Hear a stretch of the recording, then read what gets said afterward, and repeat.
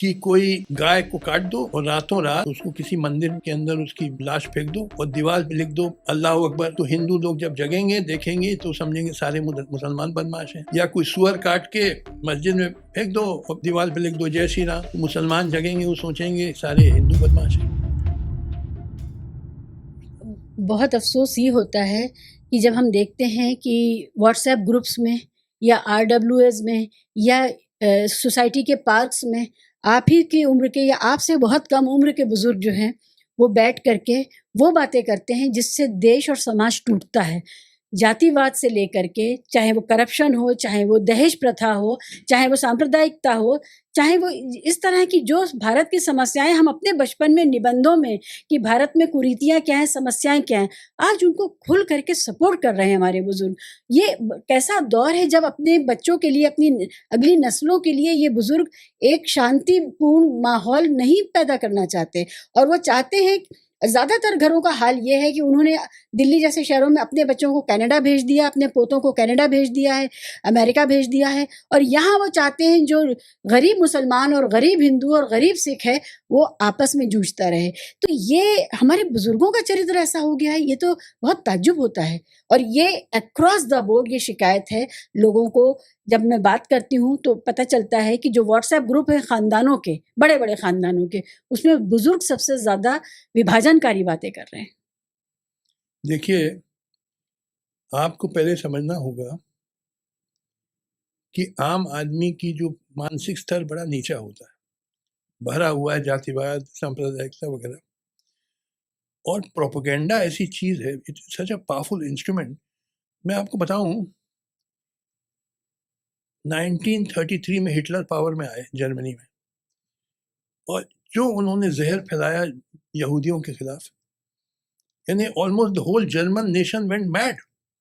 यानी जर्मनी जो one of the most highly cultured, highly advanced, technically advanced, culturally advanced country, वहाँ के लोग because of this propaganda of Nazis, almost whole nation went mad. Yes. Heil Hitler, sieg heil, ये सब, और कि हम जान दे देंगे हिटलर। तो कहने का मतलब कि ये सब जो आपने बातें बताई हैं, it is because these people have been brain washed by propaganda, by various vested interest, कि इनमें भरा है कि मुसलमान बदमाश होते हैं, टेररिस्ट होते हैं, और रेपिस्ट होते हैं, और गैंगस्टर्स होते हैं, एंटी नेशनल हैं। ये सब जहर बोया है बाय प्रोपेगेंडा। तो इसका हमें अब देना है कि काउंटर देना है, एंटीडोट। जब कोई जहर आ जाता है, जैसे अंग्रेजों ने डाला था ये डिवाइड एंड रूल पॉलिसी 1857 में। ये बहुत सिग्निफिकेंट ईयर है, मैं बता रहा हूँ, बहुत इंपॉर्टेंट चीज। 1857 के पहले, before the great mutiny of 1857, India में कोई कम्युनल प्रॉब्लम नहीं था। You will not hear of any communal riot before 1857। Hindu Muslim एक दूसरे के त्योहारों में शिरकत करते थे, एक दूसरे की मदद करते थे, बड़े प्रेम से रहते थे। 1857 में जो बगावत हुई अंग्रेजों के खिलाफ, उसमें हिंदू मुस्लिम मिल के लड़े। उससे इतने शॉक हुए अंग्रेज, हालांकि सप्रेस कर दिया म्यूटिनी को, मगर उन्होंने तय कर दिया कि अब हिंदुस्तान को कंट्रोल करना है तो एक ही तरीका है, that is divide and rule. और क्या उन्होंने किया? अंग्रेज कलेक्टर साहब रात को चुपके से पंडित जी को बुलाते थे और पैसा देते थे और कहते थे कल से मुसलमानों के खिलाफ बोलना शुरू करो। और इसी तरह रात को मौलाना जी को बुलाते थे सीक्रेटली और पैसा देते थे और कहते थे कल से हिंदुओं के खिलाफ बोलना शुरू करो। फिर उन्होंने एजेंट प्रोवोकेटियर्स हायर किए। एजेंट प्रोवोकेटियर मतलब किराए के टट्टू, कि कोई गाय को काट दो और रातों रात उसको किसी मंदिर के अंदर उसकी लाश फेंक दो और दीवार पे लिख दो अल्लाह अकबर। तो हिंदू लोग जब जगेंगे देखेंगे तो समझेंगे सारे मुसलमान बदमाश हैं। या कोई सुअर काट के मस्जिद में फेंक दो और दीवार पे लिख दो जय श्री राम। तो मुसलमान जगेंगे, वो सोचेंगे सारे हिंदू बदमाश हैं। फिर उन्होंने 1909 में मिंटो मॉले रिफॉर्म्स आए, सेपरेट इलेक्टरेट्स, कि हिंदू हिंदू को वोट दे सकता है, मुसलमान मुसलमान को वोट दिया। वो भी डिवाइड एंड रूल पॉलिसी के तहत। फिर उन्होंने अलीगढ़ मुस्लिम यूनिवर्सिटी बनाई, बनारस हिंदू यूनिवर्सिटी बनाई। अरे यूनिवर्सिटी कैसे हिंदू और मुस्लिम हो सकती है? यूनिवर्सिटी मीन्स यूनिवर्सल, सबके लिए, मगर डिवाइड एंड रूल। फिर उन्होंने ये प्रचार किया कि हिंदी भाषा हिंदुओं की, उर्दू भाषा मुसलमानों की, जबकि हकीकत है कि उर्दू सबकी भाषा थी। हमारे बाप दादा उर्दू, मेरे बाप दादा उर्दू ही जानते थे।